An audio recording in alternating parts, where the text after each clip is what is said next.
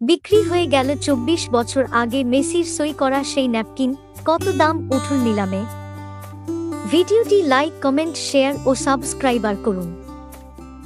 একটি সাধারণ ন্যাপকিন খাওয়ার পর হাত মুছে বিনা সংকোচে ফেলে দেন অনেকেই, কিন্তু সেই ন্যাপকিনেই যদি থাকে লিওনেল মেসির সই, বার্সেলোনার প্রাক্তন ফুটবলারের সই করা ঐতিহাসিক সেই ন্যাপকিন বিক্রি হয়ে গেল নিলামে। দাম উঠল ৭,৬২,০০০ পাউন্ড বা ভারতীয় মুদ্রায় ৮ কোটি টাকারও বেশি। কেন এই ন্যাপকিন এত বিখ্যাত? মাত্র ১৩ বছর বয়সে বার্সেলোনায় যোগ দিয়েছিলেন মেসি।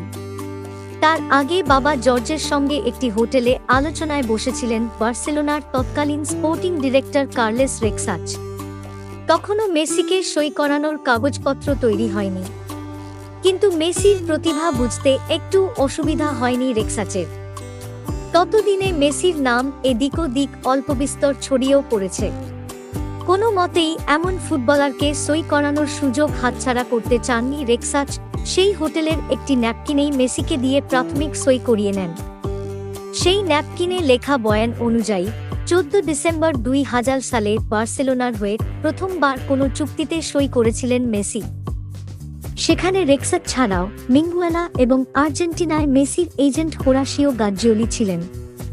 রেক্সাচ প্রতিশ্রুতি দিয়েছিলেন মেসিকে নিজের তত্ত্বাবধানে যত্নে রাখবেন। পরে এক সাক্ষাৎকারে রেক্সাচ জানিয়েছিলেন, হাতের কাছে আর কিছু না পেয়েই ন্যাপকিনে সই করিয়েছিলেন মেসিকে। মেসির বাবাকে রাজি করিয়েছিলেন এই বলে যে তার নাম থাকলে বিশ্বাসযোগ্যতা থাকবে এই সই। ভিডিওটি লাইক, কমেন্ট, শেয়ার ও সাবস্ক্রাইবার করুন।